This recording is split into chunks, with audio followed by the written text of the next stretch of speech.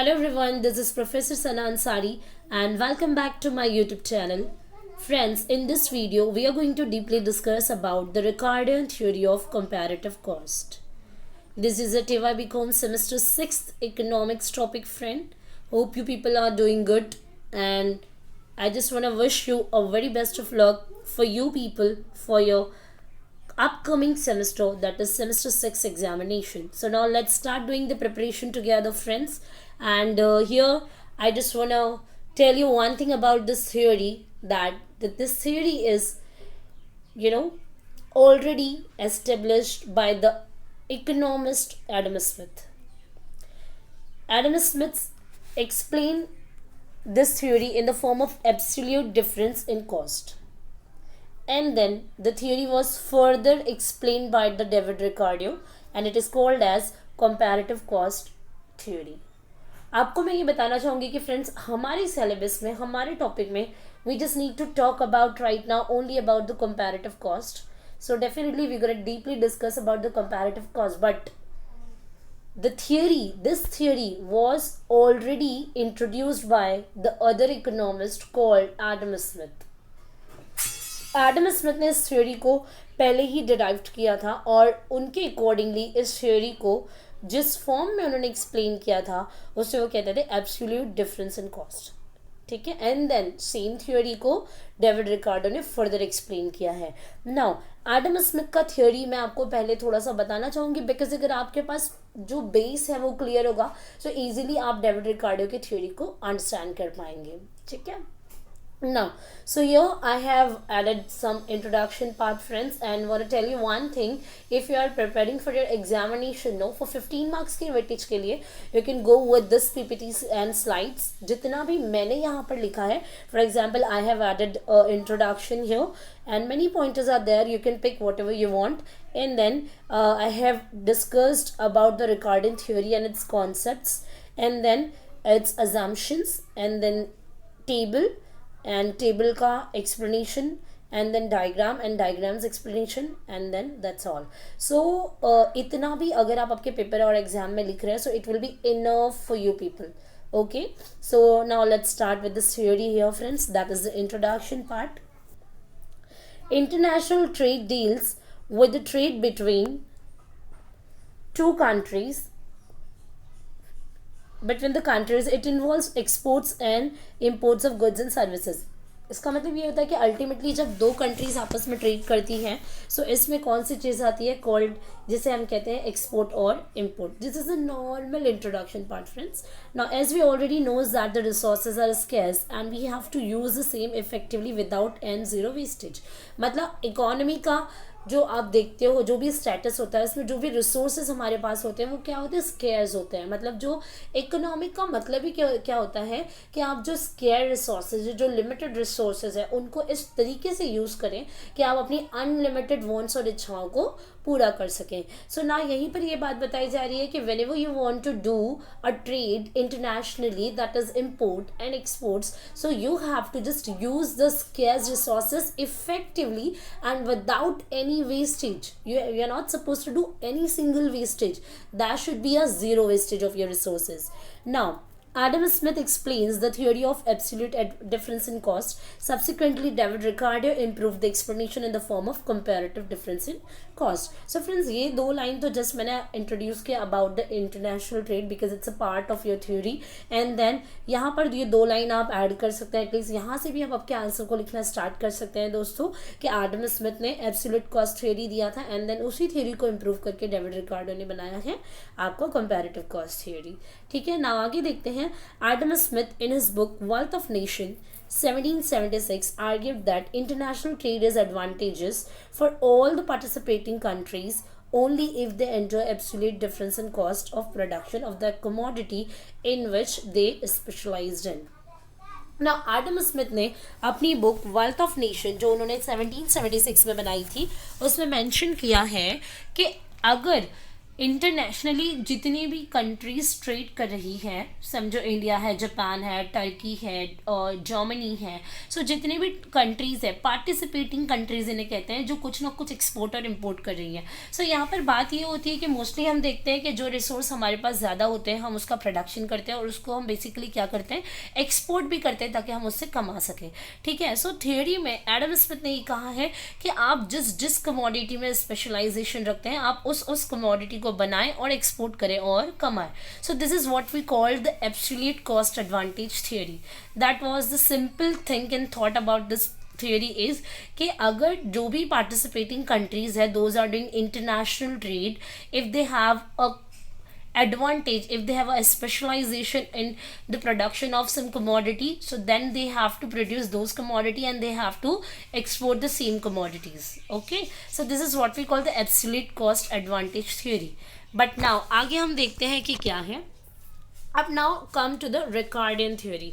अब मैंने absolute cost advantage आपको बता दिया कि समझिए फॉर एग्जांपल इंग्लैंड है, इंग्लैंड वाइन का भी प्रोडक्शन बहुत अच्छा कर सकता है, मतलब कम लेबर आवर में कम मजदूरों को लगाकर ज़्यादा से ज़्यादा प्रोडक्शन कर रहा है, और वाइन के साथ साथ क्लॉथ में भी उसका कम मजदूर लग रहा है और ज़्यादा प्रोडक्शन हो रहा है। सो एब्सोल्यूट कॉस्ट एडवांटेज थ्योरी क्या कहता है कि अगर आप दोनों में स्पेशलाइजेशन रख रहे हैं, आप दोनों बनाएं और दोनों बेचें और दोनों का एक्सपोर्ट करें।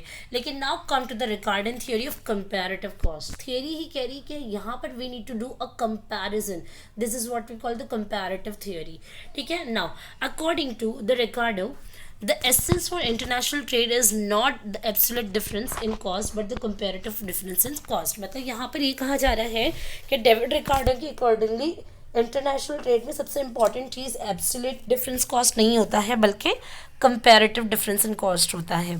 ठीक है, now David Ricardo argued that absolute difference in cost gives the clear reason for trade to take place. He however went further to argue that even when a country has absolute advantage and the production of both the commodity, it is beneficial for that country to specialize in the production of that commodity in which it has a greater comparative advantage। अब इस पूरे statement का मतलब friends ये बनता है, बहुत ही easy and simple है, आप इसी तरीके से लिखेंगे। तो किस तरीके से लिखना है आपको कि डेविड रिकार्डो ने ये आर्ग्यूड किया कि ठीक है कि एब्सोल्यूट, जो एडम स्मिथ ने जो एब्सोल्यूट कॉस्ट थ्योरी दिया है उसके अकॉर्डिंगली अगर कंट्री दोनों कमोडिटी में स्पेशलाइजेशन रखता है वो दोनों बनाएगा और बेचेगा। लेकिन इसी को और ज़्यादा आर्ग्यू करते हुए डेविड रिकार्डो ने कहा है कि अगर कोई कंट्री है दोनों में स्पेशलाइजेशन रखता है, सो उसमें आपको देखना है कि दोनों में से भी और ज़्यादा स्पेशलाइजेशन किस में आ रहा है। फॉर एग्जाम्पल समझिए कि चाइना है, चाइना इलेक्ट्रॉनिक अप्लायंसेस भी बहुत अच्छे तरीके से बना सकता है और चाइना के यहाँ पे राइस का भी प्रोडक्शन अगर बहुत ज़्यादा हो रहा है, सो यहाँ पर एब्सोल्यूट थ्योरी ये कहेगा कि आप दोनों बनाओ बेचो, बट कंपैरेटिव थ्योरी ये बोलता है कि इन दोनों में कंपेयर करो कि ज़्यादा स्पेशलाइजेशन किस में जा रहा है। फॉर एग्जांपल चाइना को इलेक्ट्रॉनिक अप्लायंसेस बनाने के लिए समझिए 10 लेबर आवर लगता है, लेकिन वहीं पर चाइना को राइस बनाने के लिए ओनली 5 लेबर आवर लगता है। सो मैं ये कह सकती हूँ कि चाइना को कंपैरेटिव कॉस्ट एडवांटेज किस में होगा, राइस में, क्योंकि चाइना ज़्यादा से ज़्यादा राइस बनाकर बेच सकता है कम लेबर आवर्स में। ठीक है, so this is what we call, we are suppose to do the comparison in between two countries and the two commodity. Okay, now let's move further. Here we need to do some assumptions friends. So इस theory के see we already aware about that कि अगर कोई भी theory हम पढ़ते हैं so वहाँ पर definitely हमारे assumptions आते हैं। So इतना सब कुछ जो material है इसमें से इतनी सारी lines है friends, आप start last वाला line लेके भी आपका introduction बना सकते हैं। And then friends यहाँ पर आप देख रहे हैं कि मैंने रिकार्डो की theory को explain किया, आप यहाँ से ये pick करके लिख सकते हैं, 2 पैराग्राफ हो गए, then directly you have to come to the assumptions friends। ठीक है, now basically this theory is also called as 2:2:1 का theory। मतलब there should be a 2 countries, 2 commodities and only 1 labor। मतलब factors of production आपके लिए क्या होगा, सिर्फ और सिर्फ लेबर, क्योंकि यहाँ पर डेविड रिकार्डो ने सिर्फ लेबर से तुलना की है पूरी थियोरी की, ना कि कैपिटल से या फिर किसी और चीज़ से। So this theory is that is why called as 2:2:1 का theory. 2 country, 2 commodity and 1 labor, याद रखना है आपको. Then perfect competition in both the commodity and factor market. जो भी फैक्टर्स ऑफ प्रोडक्शन है, लेबर हो गए, कैपिटल हो गए, या लैंड हो गया, या एंटरप्रेन्योर हो गया, और साथ ही साथ जो कमोडिटीज़ हैं इनमें जो इन मार्केट में सिचुएशंस कैसी होंगी, परफेक्ट कंपटीशन की होगी, मतलब large numbers of buyers and sellers होंगे. Then labour is the only factor of production, जो मैंने यहाँ पर अभी अभी क्लियर कर दिया कि फैक्टर्स ऑफ प्रोडक्शन, गुड्स को बनाने के लिए हम सिर्फ और सिर्फ लेबर का इस्तेमाल कर रहे हैं, ना कि किसी मशीन का. Then perfect mobility, it means labour will be mobile within the country and mobile between the country. मतलब लेबर जो होगा ना वो मोबाइल, मतलब he can go anywhere within the country, मतलब मोबाइल हो सकता है एक जगह से दूसरी जगह, बट बिटवीन द कंट्रीज, मतलब दो कंट्री के, मतलब इंडिया के लेबर्स जापान में शिफ्ट नहीं हो सकते. So this is what we call the mobility. Then free trade, no restrictions. तो जो आपको अज्यूम करके चलना है कि यहाँ पर जो फ्री ट्रेड होगा, ट्रेड में कोई भी बैरियर्स, कोई भी हर्डल्स एंड रेस्ट्रिक्शंस नहीं होगी. Then you have to assume that. Otherwise तो हम जब ट्रेड करते हैं इंटरनेशनली तो काफ़ी सारे ड्यूटीज़ वगैरह हमें पे करनी पड़ती है, but this theory says that we need to assume that no restrictions are there when doing free trade. And then we have a next, that is full employment. We need to assume that there is a full employment, क्योंकि देखो अगर employment नहीं होती, ठीक है, अगर ये theory बोल रहा है कि ऐसे सोच के चलो, अदरवाइज देखिए एम्प्लॉयमेंट तो अप डाउन चलता रहता है. अगर एम्प्लॉयमेंट कम रहेगी तो लोग थोड़ी ये देखेंगे कि मुझे एडवांटेज या स्पेशलाइजेशन कितने, उसने इतना ही बना उतना ही बेचूँ. हम तो ये सोचेंगे कि जितना बना सकेंगे उतना बनाएंगे और उतना बेचेंगे. लेकिन ये थियोरी बोलता है कि अज्यूम करके चलो कि सभी जगह पे एम्प्लॉयमेंट है. Then no transport cost. It is not like that. अगर जब भी आप गुड्स एंड सर्विसेज को ट्रांसफ़र या रैंड आउट कर रहे हैं, या इम्पोर्ट कर रहे हैं, या एक्सपोर्ट कर रहे हैं, सो ट्रांसपोर्टेशन के तो कॉस्ट लगते हैं. बट ये थियरी आपको कह रहा है कि आपको एज्यूम करके चलना है कि गुड्स को इम्पोर्ट एक्सपोर्ट्स में आपको कोई भी ट्रांसपोर्ट कॉस्ट नहीं देना होगा. Then barter system, there should be a trade in between two commodities. Trade between two countries takes place on barter system. मतलब दो कंट्री, आप समझिए इंडिया और जापान अगर आपस में ट्रेड कर रहा है, सो ट्रेड के लिए बार्टर सिस्टम ही चल रहा है. मतलब ऐसा नहीं है कि मैंने अगर चाइना से राइस मंगाया तो मैंने पेमेंट कर दिया और सेटल हो गया. नहीं, बार्टर सिस्टम होना चाहिए, आपको अज्यूम करके चलना है. मतलब अगर चाइना अगर राइस दे रहा है, so India should give them a leather wala product and all. Okay, these are the assumptions, friends. Now come to the table. Now this theory is 2 is to 2 is to 1. So two countries are there. See, as you can see, the England and Portugal, and two commodities are there, wine and cloth. और labor hour है, so one factor only labor, not capital and all. Now England को 1 unit of wine produce करने के लिए 120 labours लगता है, and Portugal requires only 80 labours. Then England requires 100 labour hour for 1 unit of cloth का production, and whereas the Portugal needs 90 labour hours for the production of 1 unit of cloth. Compare करना है because it's a comparative cost theory. अगर आप compare करोगे, so Portugal requires a very less amount of labour hour for the production of both the commodity called wine and cloth. ठीक है, सो अब अगर मैं ये कहूँ कि पोर्टुगल को ज़्यादा एडवांटेज है, वो दोनों बना सकता है, तो नहीं, ये दोनों बनाने वाला थियरी एब्सोल्यूट वाला है. एब्सोल्यूट थियरी में ऐसा होता है कि पोर्टुगल अगर दोनों कम लेबर में बना रहा है तो दोनों बनाए, बट इंग्लैंड क्या करेगा फिर. इसीलिए डेविड रिकार्डो ने एडम स्मिथ का एब्सोल्यूट थ्योरी को आगे बढ़ाकर इसमें लाया कि now in this situation we have to do a comparison, कि अब अगर पोर्टुगल को एडवांटेज है, बट फिर भी देखिए कि इन दोनों में क्लॉथ एंड वाइन में क्या वो अच्छा बना सकता है. सो हम ये बोल सकते हैं कि वाइन का प्रोडक्शन करने के लिए Portugal requires a very less labour hours as compare to the cloths production. So Portugal needs to do the production of 80 labour hours वाला, यानी कि production of wine, and then बचा कौन सा है, इंग्लैंड. सो वाइन तो already अगर Portugal produce कर रहा है तो बचा cloth, so England will go with the cloth ka production. Okay, now these are the explanation of your table, friends. Portugal requires less labor hours for the both wine and cloth. 1 unit of wine is Portugal is produced with the help of a labor hours as against 120 labor, ठीक है, hours.